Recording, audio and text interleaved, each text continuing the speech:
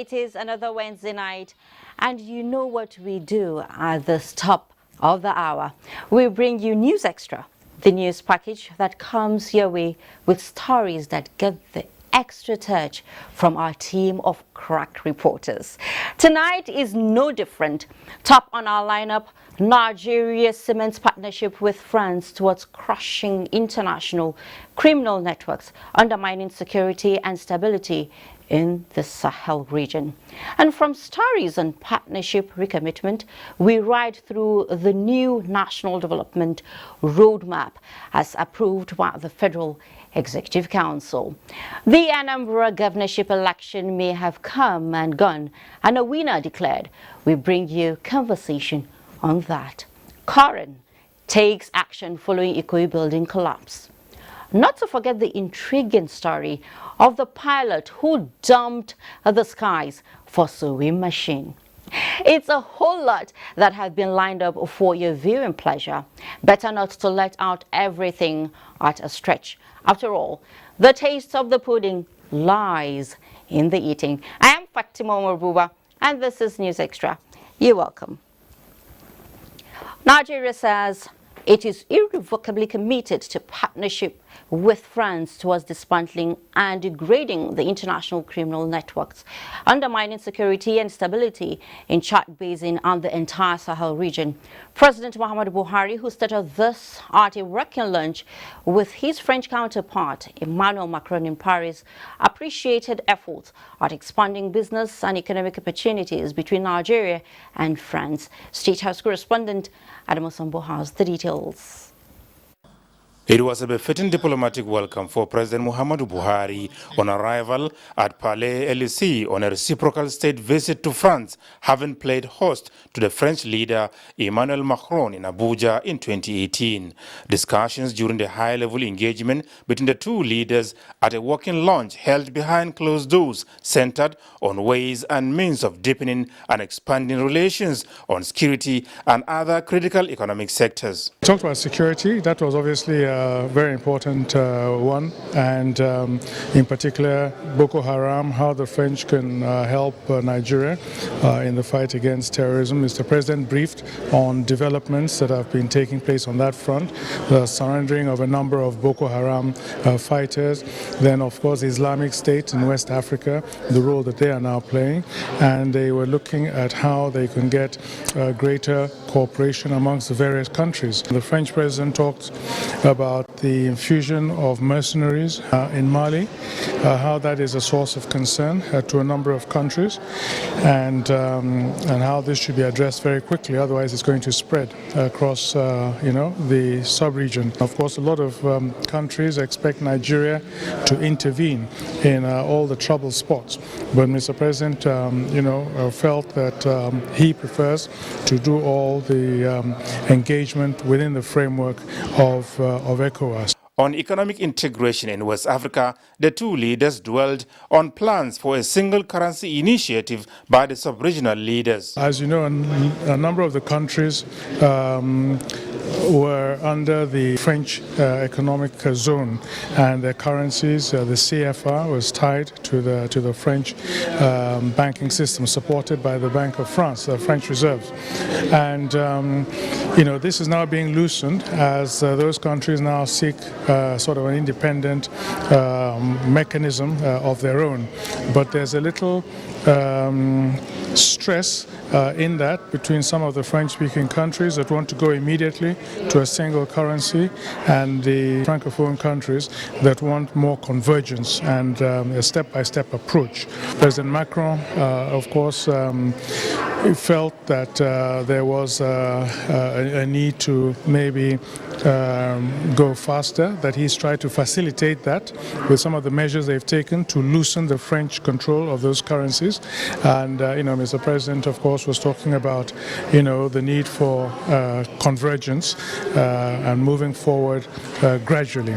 President Buhari and his French counterpart used the opportunity to appreciate the increase in the volume of trade between Nigeria and France. In this context, the French president was very keen to see a more conducive environment for French companies coming to invest. He noted that a lot of the business was being done by very big French companies, but he wanted also the smaller French companies and small and medium-sized enterprises to also be able to invest in Nigeria, but he felt that would require greater government encouragement and presence. Our president talked about, his initiatives in enabling business in Nigeria and some of the tax and, profit exporting facilities that have been put in place, and that he felt that this should be a source of encouragement and confidence building for potential investors. President Buhari formally appreciated the French government for playing a vital role in the fight against COVID-19 by donating 10 million doses of vaccines to Africa, with Nigeria receiving 500,000 doses. From Paris, France, Adamu Sambu, NTA News. And President Muhammadu Buhari has extended Nigeria's formal invitation to the French business community to take advantage of the vast investment opportunities in Africa's largest economy. He gave the assurance that the nation's investment-friendly policies are not only backed by the rule of law, practical security initiative, and a resilient population, but obstacles to access and retention of foreign direct investment will also be eliminated.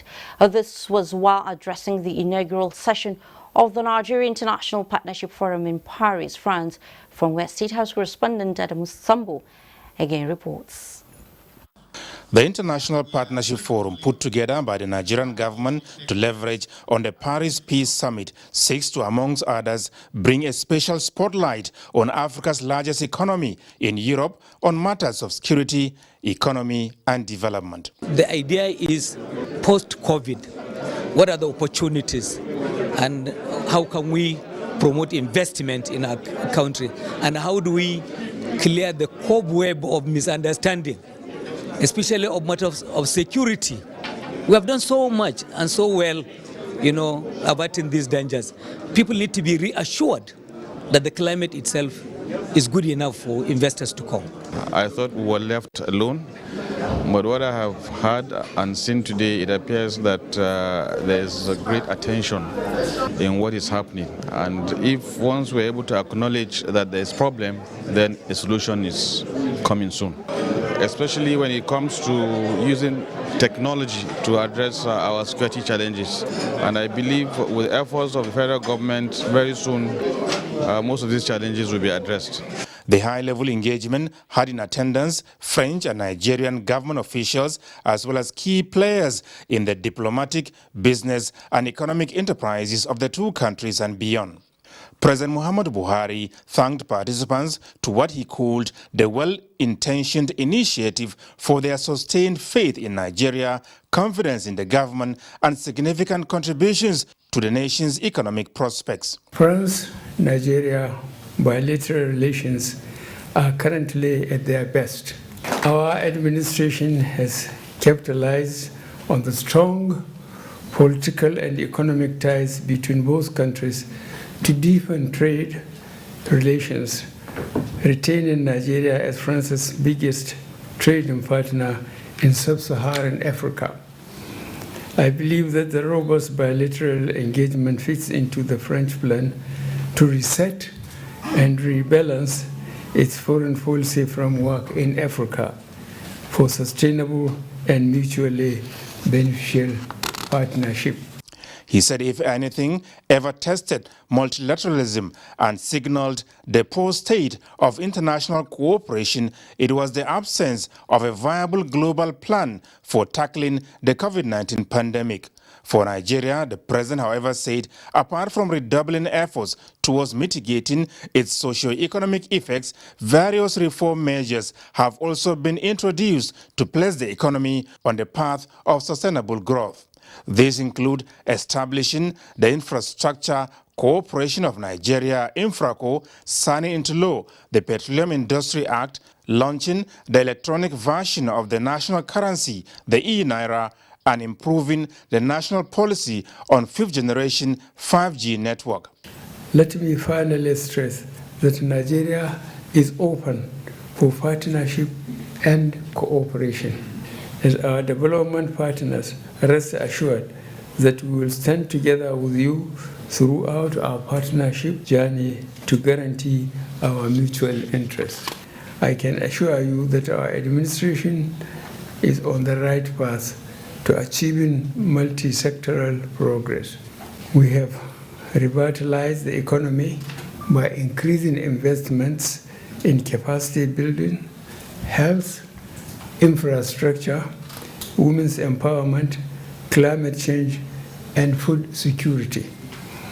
Today, these actions are yielding self-employment, expanding our human resource pool, and strengthening our national productivity for sustainable development. And recognizing the importance of security to the risk profile of the nation, Nigeria informed participants that the national security strategy has been revised and its implementation contributed significantly to the progress made in fighting terrorism and insurgency, as well as preventing and countering violent extremism. From Paris, France, Adamu Sambu, NTA News. And back home, the Federal Executive Council this Wednesday at its meeting approved a new National Development Plan 2021 to 2025, which now replaces the Economic Recovery and Growth Plan 2017 to 2022.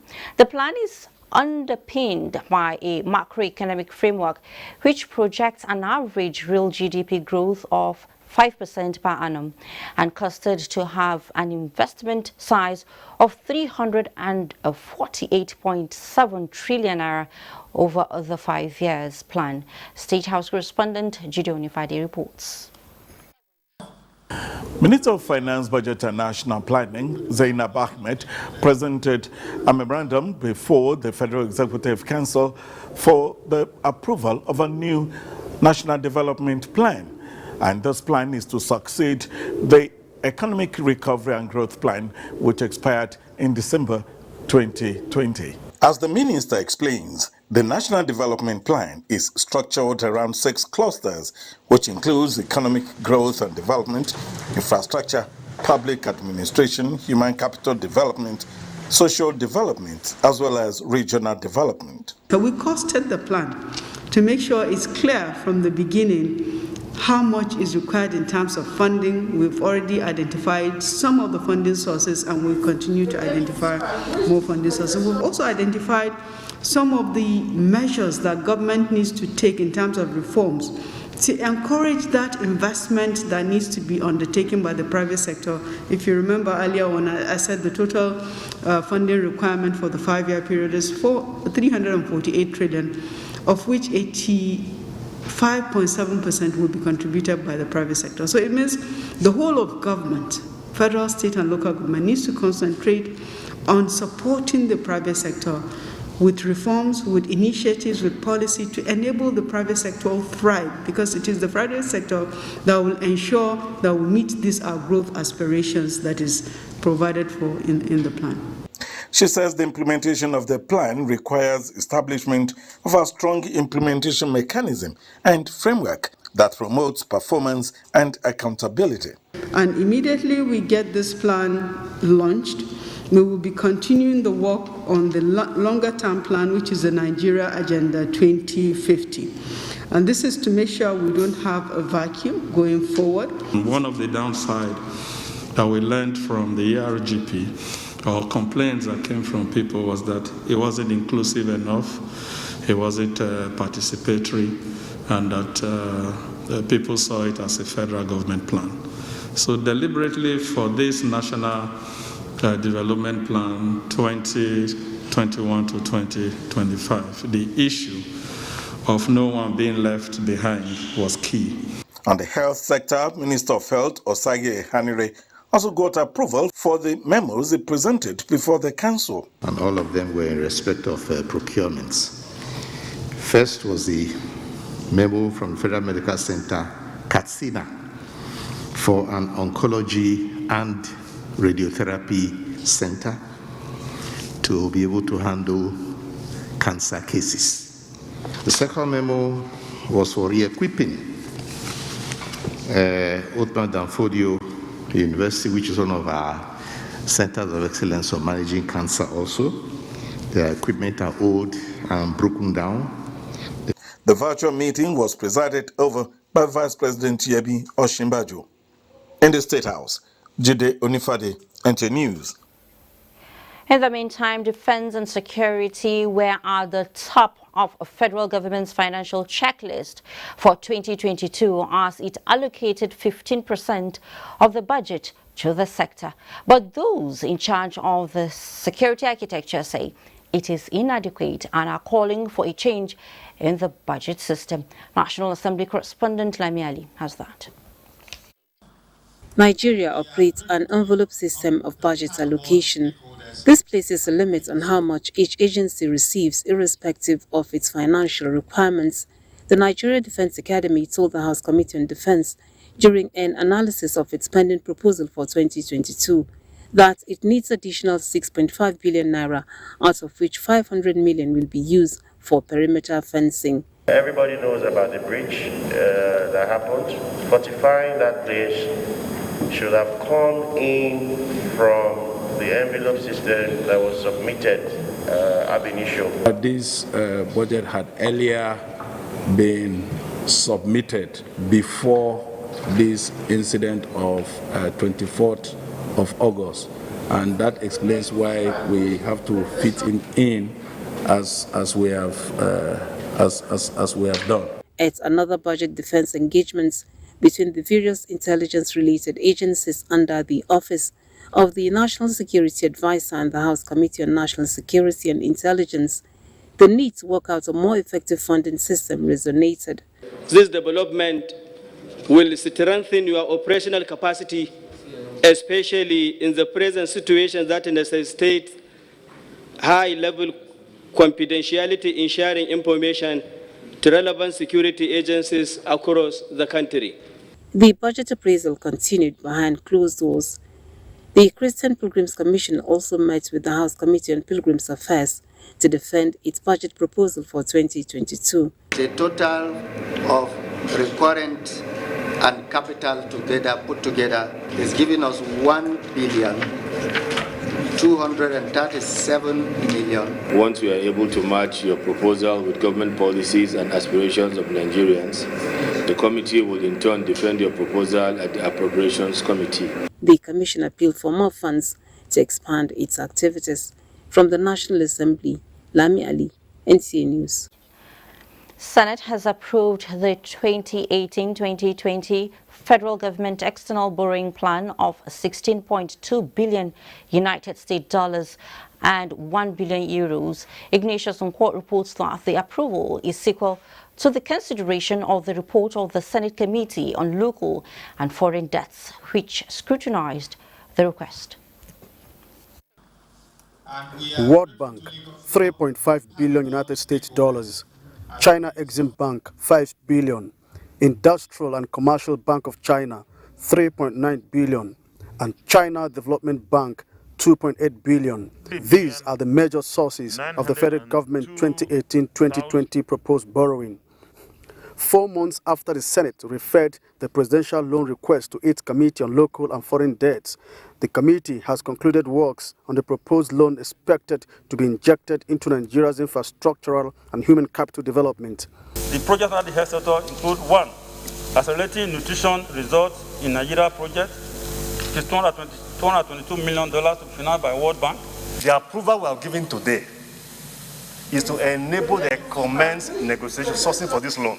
And a grant component of $125 million under the 2018-2020 external borrowing rolling plan. The legislators demanded that the executive forward the terms and conditions of the loan to the National Assembly.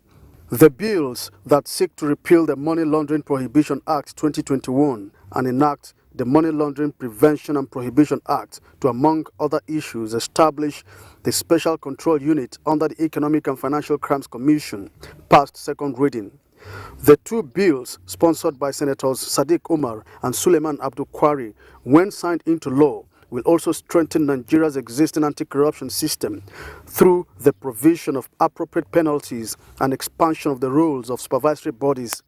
Many public servants who are entrusted with managing public funds are often accused of creating phantom companies, overpricing of contracts. It will therefore, on the other hand, establish Bureau for Money Laundering, which is to be domiciled in the NFIU. Many people who have had public office in time past, what they have done is to siphon money abroad to buy properties in the name of their wives and their children.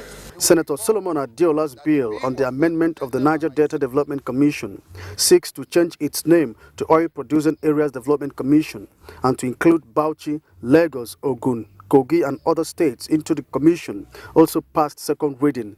To include states that have attained the status of oil producing states. Because the consequences of exploration it's going to affect them equally. But the way it is now to bring other states in the north and the southwest into the Niger Delta, this is a mockery of the whole idea. The National Meteorological Training Institute Onitsha Establishment Bill, sponsored by Leader of the Senate, Yahaya Abdullahi, passed second reading. From the National Assembly, Ignatius Nkwo, NTA News.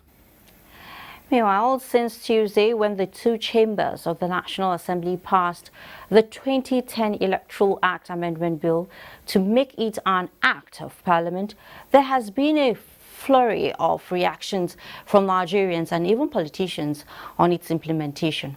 And Olabole Arewa sought the views of some Nigerians in the aftermath of its passage. In order to bring about eternal democracy, so let all party members have a say in selecting their candidate. You know, this thing of indirect leaves room for a lot of abuse, especially the money bags. That's where the money plays a factor. But with direct, how much money are you going to give every party member? So it makes sense, and indeed, it's a welcome development. And more importantly also, electronic transmission of election results by INEC. They just need to develop regulations, that they have the powers to make regulations, especially that guides the internal workings of the parties. There ought to be party democracy. Now, we have to move forward as a country, bringing in the right laws that are supposed to help in the national development of any country that wants to move forward. These are part of the things that we need.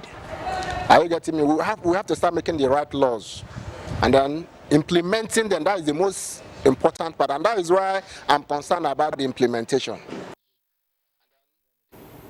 Thank you so much, Olabode. Now, with me in the studio to discuss issues on the passage of the Electoral Act Amendment Bill is a public affairs analyst. He is Dr. Mena Sarakugu Umar. Please join me in welcoming him. You're welcome to News Extra. It's always my honor to be here for nation building.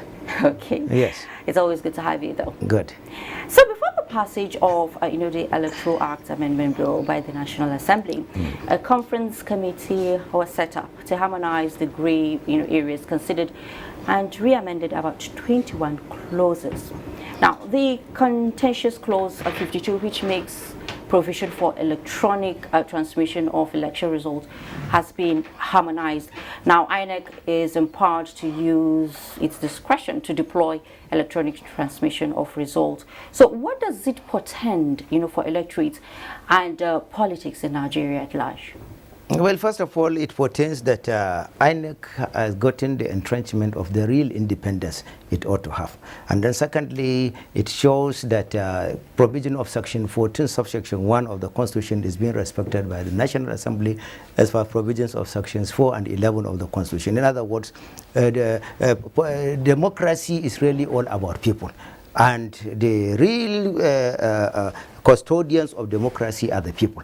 So this amendment is all about trying to fulfill the current government's pledge that, definitely speaking, the government will try as much as possible to revolutionize economy and political sector so that people of the citizenry will be the real custodians of the democratic cup in Nigeria. So this is a very important thing because it will block all chances of electoral frauds. It will go again, talk about reduction in terms of the period it will take to really deliver a verdict regarding whosoever is the winner. And apart from that, it will entrench credibility and acceptability, so as we will reduce cases of unnecessary wranglings and unnecessary disagreements among the political contenders. So generally speaking, this is a very good, bold step.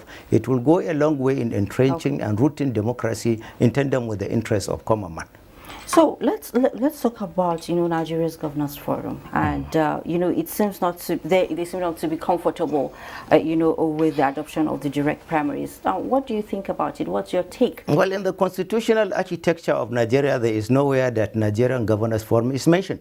There is nowhere. So it's an aberration, it's a creation. You can establish it under sections 39 or 41. They can establish it, but it has no constitutional basis. That is one. Secondly, the National Assembly are the ones that have the right to make legislations regarding this as per provisions of sections 8 and 9 of the Constitution. And then when you look at it, there is nothing we need more than this, rather than to even ask the governors to even comment the disposition of the National Assembly members, and further go ahead to call on the president to immediately sign it into law. To immediately sign it into law, because there are two very important things. This is the second one. The first one is the signing of the Petroleum Industries Act, which has bankrolled back the power of the economy to the citizens. And then now we are having the restoration of the political power to the common man.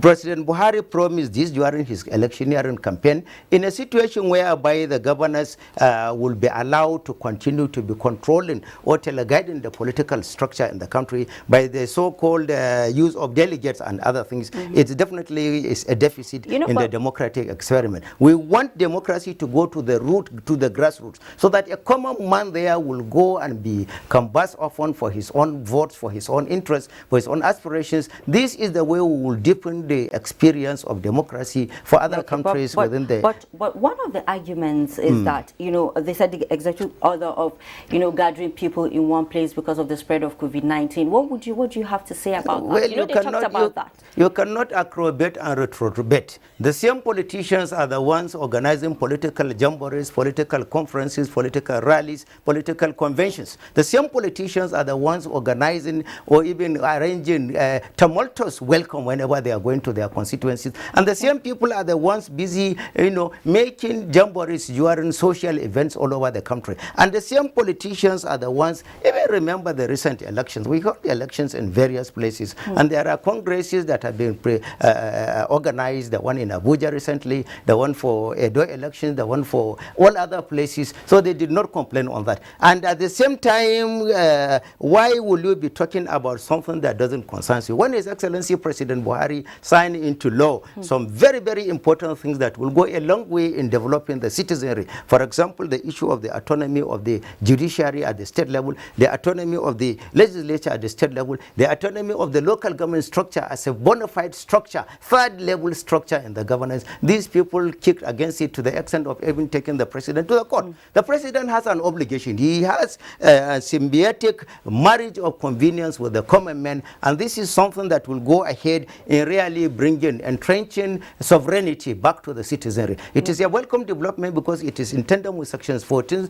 subsection 1 of the Constitution, sections 15, subsections 1, 2, 3, and section 17, subsection 1, 2 in particular. These provisions are provisions that talks about balanced justice, equity, social justice, and entrenchment of robust democracy in the hands of the real stakeholders, in other words, the common man. We want a situation whereby we will go, a vote of an individual from the remotest village in Nigeria will count, not a situation whereby you go and convert people in a hotel and then you now gather issue of the highest money back, fix it in the name of so-called delegates arrangement. No, democracy is a game of the people, by the people, and is a game of number. And when you are talking of number, you must take it to the stakeholders, the citizenry, to the grassroots. Okay. That is what will make the politicians to go to the remotest to campaign when it comes to elections. I know you have a whole lot to talk about, and because we're running out of time, we have another interview in a short while.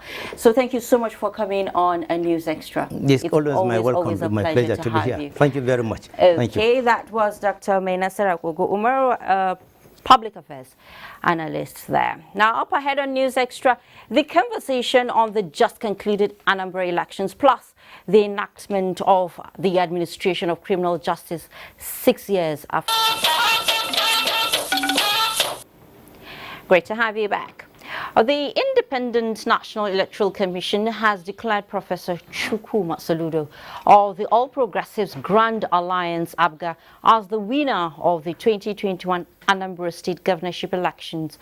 Professor Soludo polled a total of 112,229 votes to beat his closest contender, Valentine Ozigbo of the People's Democratic Party, PDP. Chukwuma Soludo has that. That Charles Chukwuma Soludo of APGA, having satisfied the requirements of the law, is hereby declared the winner and is returned elected. The long wait is over, and the will of Anambra has prevailed in their choice of Professor Chukwuma Charles Soludo, the candidate of the All Progressive Grand Alliance, ABGA, as their governor for the next 4 years. ABGA is a very strong party, liked and loved by the people of Anambra State. So this election has settled a lot of issues, and what we want is peace. Let Anambra State be in peace. The election was adjudged peaceful, transparent, and credible. At the end, there was no casualty, no loss of life. We are happy that that happened, but there was low turnout in the election. We know that there are subversive elements and people who did not want the election to hold. And the best option that was open to us was to take the fight to them. And that was exactly what we did. We boxed them in. All eyes and ears will now be on the other political parties on how they will react on the outcome of the election. From the INEC Collation Center here in Oka, I am Chukwuma Soludo, NTN News. President Muhammadu Buhari congratulates Professor Charles Chukwuma Soludo, the candidate of the All Progressives Grand Alliance, as he emerges winner in the governorship election in Anambra State.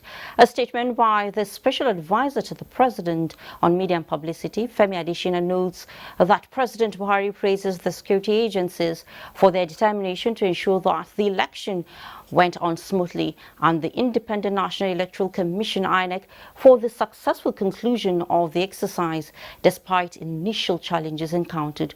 President Buhari enjoins Professor Soludo, members of the Presidential Economic Advisory Committee, to rally other stakeholders to tackle the enormous challenges confronting the state and the Southeast in general. The President looks forward to working with the incoming governor for the peace, security and development of not only Anambra State, but the entire country.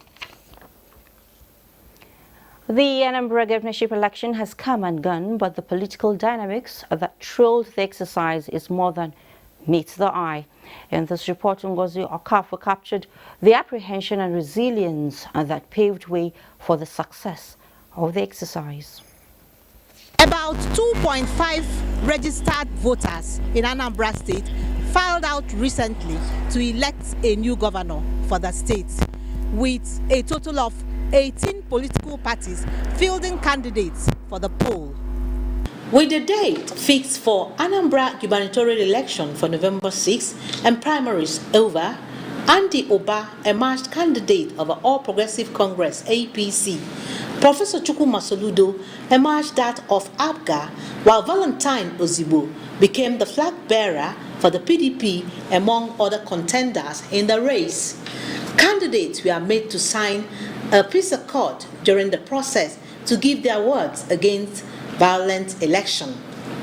Just as it played out in the recent past elections, threats from the proscribed indigenous people of Biafra put fears in the minds of politicians as well as the electorate. Not only did they distort progress during the election primaries and campaigns, they enforced a one-week sit-at-home mandating residents not to take part in the November 6th election.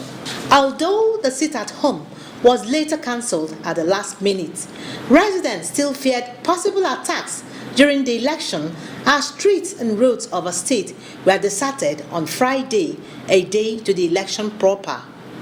However, with the support of President Muhammadu Buhari, who deployed adequate security personnel to give a level playing ground to every candidate and allay fears of a citizenry, coupled with the people's political awareness, the electorate defied all odds to exercise their franchise. Just because of the security network and security apparatus I saw on the way. From Thursday, Friday, I saw the deployment. That was what gave me the morale. Then INEC, on the other hand, they also promised that it was going to be very fair. And we saw, though in the absence of other lapses, I think it was a very credible election. Issues like the hiccups that trailed INEC's delivery of electoral materials and initial setbacks from the biomodal voter accreditation system, BVAS, posed threats to the success of Saturday's 6th November exercise. When I got to this place, I discovered that even me, myself and my wife, we were captured, but we couldn't vote. And it's quite disappointing that we've not seen any INEC official or any sensitive or non-sensitive materials from INEC that have arrived here. Although INEC initially released the results of 20 collected local governments out of 21 after Saturday's 6th election. Yes, to talk more on the Anambra elections, I have with me in the studio the Director of Programs, Yaga. She's Cynthia Mbamalum. She was practically on ground that day, right? Yes, yes. So how did it go with the tension, threats and challenges that were associated with the Anambra elections? What is your opinion, what's in your own opinion now are the heights in that election? What will you say? Yeah, I guess first is the fact that we held the elections. The elections have come and gone, and I think that was a major high because that before November 6th, there was a lot of fear and apprehension would these elections hold because of the security threat. But thankfully, we saw elections. They came and voters came out to vote, and I think it's important to commend the Anambra, as we call them, who defied all orders and all odds and came out to vote. That is very important.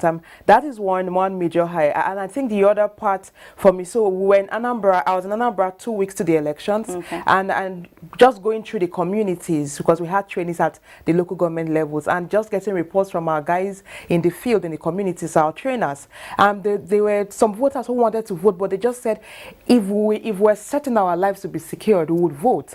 So to see the level of security deployment and even the fact that we had security operatives operate within some level of professionalism, I think that was a major high because usually you'd see elections, there will be reports of security being unprofessional or abusing fundamental human rights. But in the Anambra elections, one of the things we observed as Yaga Africa was the fact that we had security deployment at the polling units where we observed, and not just that, but they were professional in their conduct. That was another high. I think the third high from that election is the fact that the process is getting better. And I think a lot of citizens need to understand and appreciate that our electoral process is actually improving and votes are counting. It's difficult to manipulate the process now. It doesn't mean there are no challenges, right? If you observe the elections, we had logistic challenges, deployment issues, and all of that. However, an overall assessment of the elections, if we talk about the deployment of technology, the bimodal voter accreditation system, I think that is one technological device that would ensure transparency in the process. Because the BVAS, what it did was not just to accredit and authenticate voters, but also to upload results on the elections portal, which is one of the forms of elections transmission, the e-transmission of results, which thankfully was part of the proposed amendment that has been passed by the National Assembly. So you mentioned 3 highs. So now, what are the lessons, Cynthia? Can you tell us the lessons we can learn from the Anambra election, given the fact that 2023 is just around the corner? You know, and this is not just one state we're talking about. We're talking about the whole of National. Nigeria. Yeah. So, what lessons? I think first there's a lot for the Electoral Commission, because these elections has given INEC a sense on where the challenges are and what they need to work on. First is technology, perfecting the deployment of technology for the elections, because the challenges we saw with the beavers, imagine if it was in national elections where there's a lot more tension and pressure, that level of delay would have been a catastrophe. And so INEC would need to ensure that every technological glitch and all the challenges with that technology is duly addressed and perfected. That is one. The second is issues around the management of polling units and register of voters. One of the things we had seen in Anambra was INEC created new polling units, but there was a level of imbalance in distribution of polling units. Some polling units had very few voters, while some had 750 to 1,000 and 3,000. So that in itself is problematic. And so INEC has that opportunity to review its polling units for the national polling units created, and ensure that there is better allocation of voters across the polling. So that is within the commission. And I think the third is building confidence in the process. Voter turnout in Anambra was really low, 10.10%, 10.27%. And for the national, this is beyond just INEC. It's a joint effort by both the Electoral Commission, media practitioners, CSOs, political parties. We need to start preaching the message of participation as a fundamental right and as a democratic responsibility. And we need to build trust and confidence in the process, because if voters are not coming out to vote, all this investment in building the system would almost be a waste. So it's also that need to start voter education early enough, civic education and voter mobilization, because we need to get voters to start voting for our democracy to work. Yeah, okay. Now many people, are pleasantly surprised, and that the presidency had absolutely no influence on the conduct and the outcome of the election. So was there any justification for such fears? Was there any such justification? Well, we live in a country where there's a lot of mistrust. We question everything. Nigerians do not have. We have huge trust challenges, and so there's that aspect. But because there's a tendency to always think there will be federal mind. Some people said federal mind to say forget about federal mind. Focus on coming out to vote. Right? If you vote, your votes will count. So I think at the end there was no justification for that fear, because if you look at the process and the outcome, you can see that you had the All Progressive Grand Alliance winning the elections, and even the next party after that was the People's Democratic Party, not even the All Progressive Congress, right? Yeah. So at the end, what matters now, like I said, the system is getting better. If we come out in the numbers to vote, the actual vote that you vote at the polling unit is actually what we count. And our PVT data from Yaga Africa verifies that INEC's result actually is a reflection of the votes cast at the polling unit level. I wish I can talk to you more, Cynthia. It's very, very interesting interview there, Mercy. Thank you so much for coming on News Extra. Yes, Director of Programs, Yaga Africa there. Now, moving on, there was a mild drama at the trial of proscribed indigenous people of Biafra, IPOB, Nnamdi Kanu, at the Federal High Court, Abuja, when a team of counsels for Kanu, led by Ifeanyi Ejimako, staged a walkout at the trial. Judiciary correspondent Vera Chumuba reports. Some routes leading to the Federal High Court Abuja were barricaded by security operatives, forcing road users to go one way. Journalists, lawyers, traditional rulers, observers and activists were denied access to the Federal High Court premises. The defendant, Nnamdi Kanu, was brought into the courtroom around 9:52 in the morning. Two lawyers to Kanu, Ifeanyi Ejiofor and Aloy Idimako, were initially inside the courtroom before the proceedings. On stepping out of the courtroom to resolve the issue of number of lawyers to be allowed in, and on return, security operatives of the Department of State Services denied the team access to the courtroom, which resulted in a walkout shortly before the arrival of the judge. When the case was called up, The defendant protested the refusal of security agents to allow some members of his legal team, especially his lawyer from the U.S., Bruce Fein, to enter the courtroom when the prosecuting team came with an entourage of counsels. He told the court that his American-based counsel had gone to DSS to see him, but he was equally denied access to him. He, however, refused to proceed with the hearing in the absence of his lawyers. Meanwhile, counsel to the federal government and Director of Public Prosecution at the Federal Ministry of Justice, Mohammed Abubakar, urged the court to proceed with the trial in the absence of Kanu's lawyers.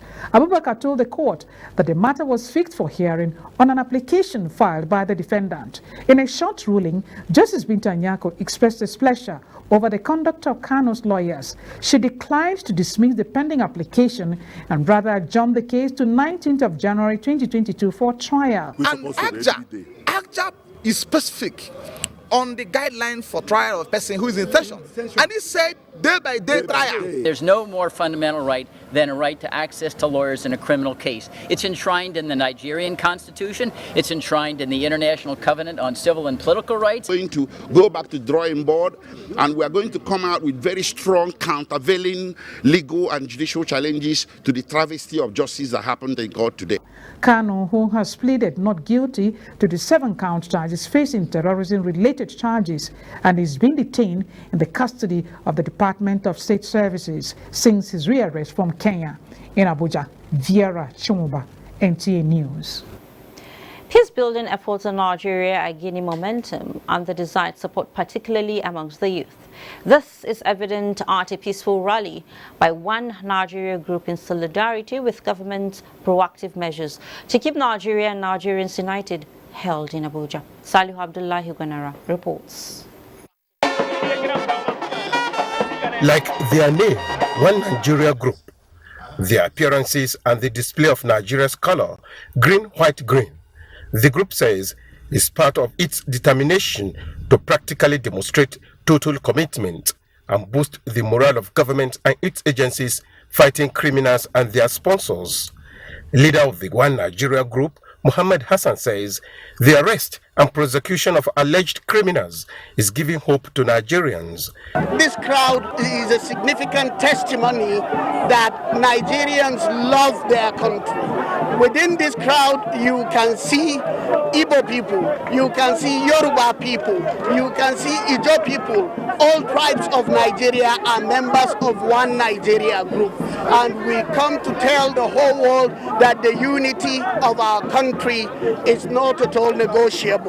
We are here to encourage the federal government that, as you can see, the Nigerian youth are solidly behind them. Unity Fountain in the nation's capital was the starting point of the solidarity rally that terminated at the premises of the Federal High Court. In Abuja, Salihu Abdullahi Gwanara, NTA News.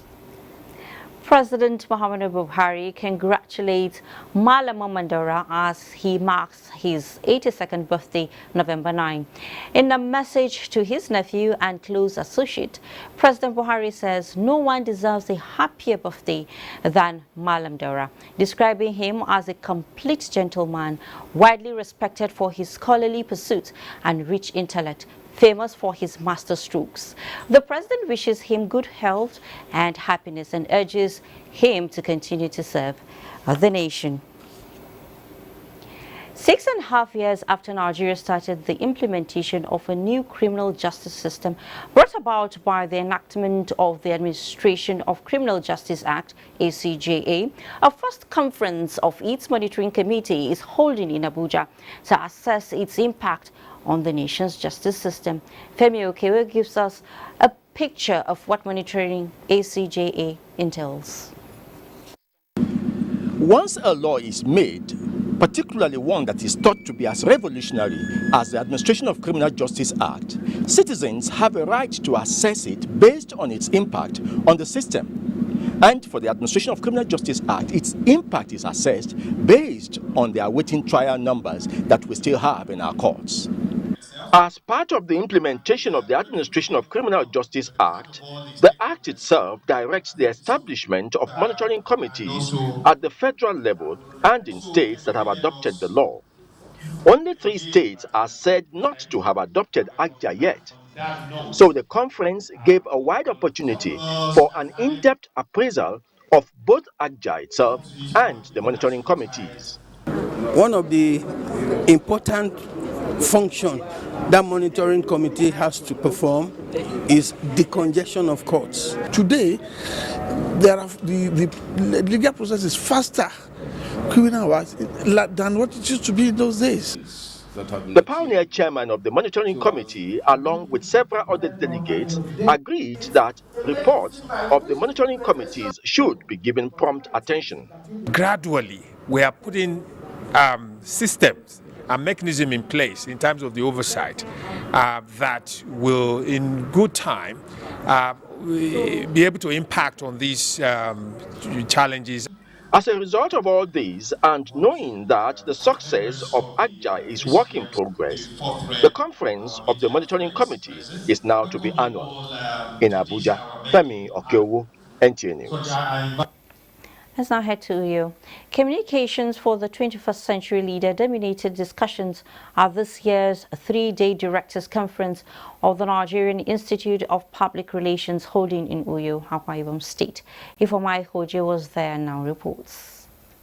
Worried about the increasing trust gap between the Nigerian government and the citizens, the Nigerian Institute of Public Relations, NIPR, Directors Conference 2021 is seeking to profile ways to bridge communication issues by engaging the tool of dialogue. The NIPR submits that with sustained advocacy and efficient communication, the threatened fabrics of peaceful coexistence in Nigeria will be mended and national growth assured. So the coming together of people who man communication for both the public and private sector, compare notes. Sensitization, advocacy and lobbying in the 21st century, non-violent communication as well as reputation management in a crisis economy are some solutions profiled by stakeholders at the conference to minimize issues of distrust between the leaders and the led in the contemporary society. We need, as public relations practitioners, to be well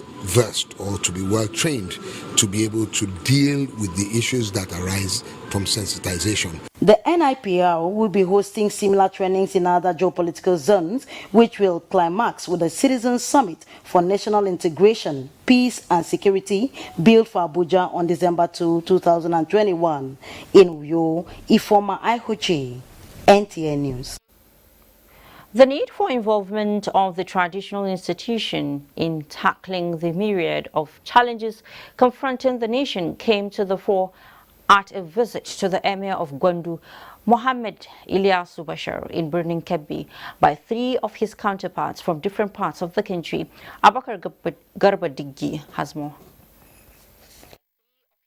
The visit spearheaded by the parliament leader of Eleme Kingdom in Port Harcourt, Apollos Chu, alongside Emir of Kagara and Borgu, Ahmed Garba Gunna Atahir II, and Muhammad Sani Halil Ontoro, was mainly to synergize with the view to helping Nigeria tackle the challenges it faces as a nation. Our visit here is a continuous effort to unite this nation. With Apollos 2 here with us, we believe that Nigeria is one, and we should continue to preach the unity of this country. Because of the alliance and because of relationship we already established, it becomes easier that I take some portion of your job from you to manage some of your people between my own kingdom and between my own state. Yeah, we should be patient. Okay. And we should be prayerful. Allah will see us through. May God bless our country. A common position on pressing issues of national interest is expected out of the synergy being entered for use by the National Council of Traditional Rulers from the Abdullah Fodio Palace in Birnin Kebbi. NTA News. Economic Community of West African States is collaborating with key global partners for the full implementation of ECOWAS policy framework for security sector reform and governance. The renewed commitment is to be domesticated by member states for a seamless transition to a stable and economically viable dispensation in the region. Abubakar Usman Akwanga reports. The history of most West African countries has been linked to social unrest, giving rise to political instability and economic crises. These developments are bringing state and non-state actors on the round table to brainstorm on the future of the region under bilateral cooperation. The objective of the ECOWAS SSRG policy framework, which are to promote common security standards in the region, complement nationally led initiatives, and promote regional security coordination and cooperation so as to effectively tackle new and emerging security challenges. The joint effort is to assist in the implementation of the framework for security sector reform and governance in line with best global practice. As security challenges are on the rise throughout the ECOWAS region, security institutions are more than ever in need of democratic control and oversight, as well as inclusion and respect for human rights. The German government remains committed to contributing to the creation of a secure and safe post-conflict environment in the ECOWAS region. Regional leaders promised to adopt integrated approach in finding common solutions to security threats and other challenges bedeviling ECOWAS states.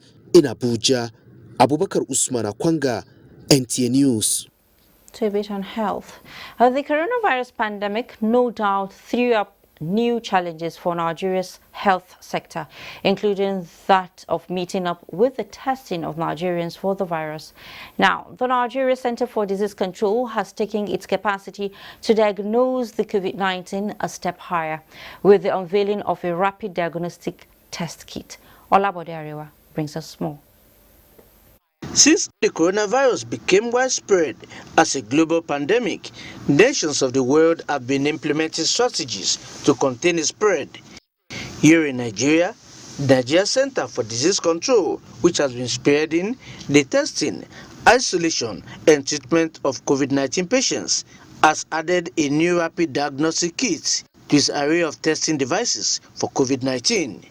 Named the Lumirax antigen-based rapid diagnostic kit, the NCDC says the device has undergone validation and has been proven to be very effective for use even in rural areas. We know that these kits are coming from somewhere, and we have to, make the good accountability of whatever we're given. We have to do our reports. It's based on what you have. Nobody will even ask you for any information. Nobody will ask for data. They just request the data from NCDC and look at what we have. It is a project in Nigeria. The test kits and the devices, they are given to the country free of cost, right? And it was brought to help the country increase the rate of testing for COVID. As the disease is advancing, we know that many people, they are far from the central lab. So we cannot take this device outside the laboratory to get tested. This Train the Trainers workshop is aimed at scaling up Nigeria's efforts at reducing the spread of the virus, as well as generating data for the advancement of knowledge in containing other health issues in Nigeria. Olabode Arewa, NTA News. Great to have you back. Let me get straight to the point on the sweet flourishing story of sugarcane cultivation in Kaduna State as a suitable commodity of promoting rural development and poverty reduction through skillful processing of local brown sugar, popularly known as mazarkwela in Hausa communities. Now, having whet your appetite, here is Hamza Musa Makarfi with details of this age-long tradition among value chain participants. To experience the flourishing culture, you travel to where it belongs in rural areas of Nigeria. Sugarcane is a perennial crop and at this time of season becomes highly sought after for value addition and source of food security and reducing over-dependence on imports. Alasan Adamu Barigi, who understands this, says harvest ongoing for about 5 days and work on the plantation will take the next 3 weeks. To process into brown sugar, popularly known as mazarkwela among Hausa community, first is to extract the juice, then boil until it condenses and solidifies. Many years ago, horses were used for these laborious processes. Adamu Rahama, taking charge here, is happy with the number of people employed and changes coming into the business, admitting a lot is expected. Rahama says the vocation is profitable, adding that there can never be anything more to have as means of sustenance at this time of the year. He and other family members make an average weekly income of more than $500,000 naira, relying on patronage by loyal customers who visit on daily basis. Operators in the same axis are rest assured of making brisk business. Overcoming challenges facing the industry, Yahya Don, Musa Shaibu and Abdullahi Rahama are looking forward to interventions that can transform the business with modern technology and other facilities to boost production. Industrial sugarcane variety is becoming increasingly common among farming communities, as findings shows Makarfi, Soba and Kubau local government areas have large concentration of local brown sugar processing industries in Kaduna State. From Kaduna, Hamza Musa Makarfi, NTA News. Well, apart from the health benefits and the economical benefits of Mazarquela, on a lighter note, some Hausa men call their wives Mazarquela because of how sweet it is. Well, it is now more than 2 months after the closure of Stamiya Bridge along Kano-Kari to Maiduguri Road as a result of defects identified that could lead to collapse of the bridge. Motorists from Northeast and Jigawa State have been diverted to a long route to reach their destinations, especially to Kano. Awal Mohammed Kazauri reports that they are appealing for an immediate action on the bridge as the diversion route is being overstretched. The Stamiya Bridge, the bridge that was temporarily closed by the Federal Ministry of Works due to damage caused by heavy downpour. This is the situation now at the closed bridge site. Some young Samaritans are making mixed business collecting token in guiding motorists who insist on using the under bridge to cross to the other side. Others are, however, forced to follow a Trunk B state route to link up with the Kano-Maiduguri road through Dutse, the Jigawa state capital. This has overstretched the road. Motorists appeal to the authority concerned to repair the Stamiya Bridge to avert accidents along the diversion road. The government should help us by repairing the bridge. It is one of the busiest highways. I'm a passenger from Yola. I did not encounter any difficulty until I came to this bridge.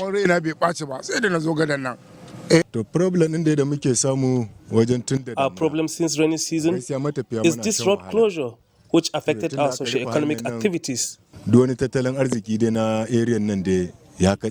Meanwhile, officials of the Federal Ministry of Works and Housing hinted to NTA News off camera that the contract for the rehabilitation of Stamiya Bridge has been awarded. They confirmed that work is expected to commence as rains have ceased in this part of the country. From Dutse, Awal Muhammad Kazauri, NTA News. And from Dutse, we'll head to Lagos. One topic on the lips of many Nigerians, particularly Lagosians, for the past 1 week is the ill-fated 21-story building at Ikoyi and what could have been responsible for it. Now, saddened by this incident and to put people's minds at rest, the Council for the Regulation of Engineers in Nigeria, COREN, has constituted a 9-man inquisition panel to profile reasons and solutions. Adola Kamiakere reports. Sequel to the collapsed 21-story building in Ikoyi, Lagos, the Council for the Regulation of Engineering in Nigeria, COREN, inaugurated a 9-man inquisition panel to unravel the remote causes of the collapsed building. Terms of reference of the panel include carrying out a comprehensive inquisition on reasons for the collapse, gather records and analyze all relevant engineering data available on the site, and confirm contractors' compliance to Lagos State Building Development Regulations. The panel is also expected to find out the level of involvement or otherwise of practitioners on the project leading to the collapse, as well as conduct integrity tests on the 2 standing towers at the present of the disaster. It's definitely an engineering failure. It's an engineering infrastructure and it's an engineering failure. So we are acting in line with our act to get the remote causes, technical of course, why this building came crashing. We must make sure that the recommendations arising from the work of this panel will be implemented by the government. Chairman of the Inquisition Panel, Engineer Judge Okoroma, said the panel will do a thorough work and come out with a report that will help put an end to building collapse in the country. Some detention stars all sit on the soil or on the ground, and so what's need to do first of all is to look at the soil. What's the soil nature?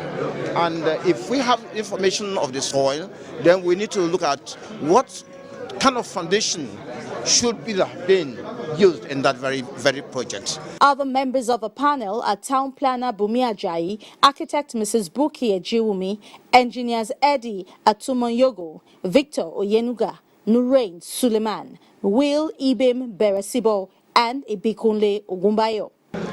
And it is the hope of other engineers in this hall that by the end of the Inquisition, the findings and recommendations will put an end to quackery in the profession, and building owners will from here on engage professionals in the building sector to undertake their jobs.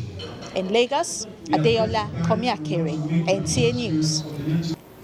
Pilots are special species of professionals that, in flight parlance, are said to be sitting on top of the world. There is, however, this trending story of a certified pilot in Kano who, instead of sitting on top of the world, now sits on top of his sewing machine as his piloting dream remains deferred. Mohammed Rabiu Ali had an encounter with this pilot turned tailor who remains unyielding in the face of frustration. Sitting comfortably on this sewing machine is a man that once sat comfortably on top of the world, as they say in the world of flight.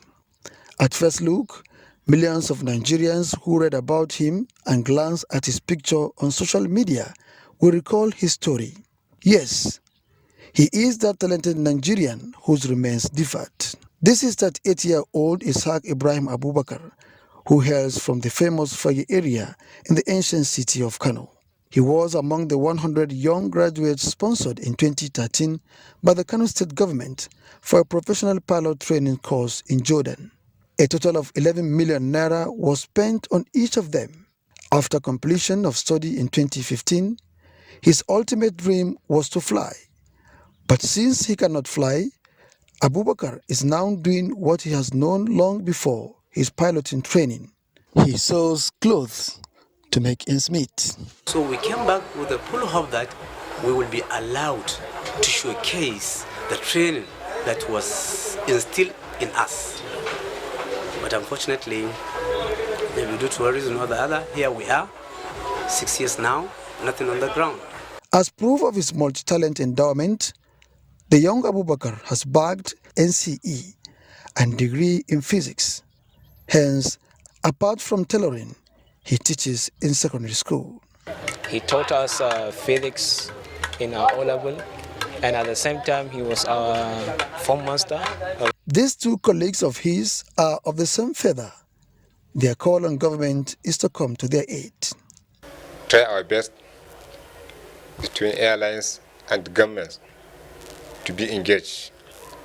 Unfortunately, some of us, they were engaged. We unexperienced or unemployed pilot in Nigeria, which the statistic of us is not more than 500. So if government can bring out a policy, for example, to grant a loan and to sit with the stakeholders or airline operators to come up with one tangible solution that at least to sustain our life, because this is our life actually. For the likes of Ishaq and hundreds of others, who government spent huge amount of money on their study abroad, but their dreams couldn't come to reality yet, they remain optimistic that one day they will have their moment of fulfillment and triumph. Muhammad Rabiu Ali, NTA News. We sure hope so. We take another breather. Stay tuned.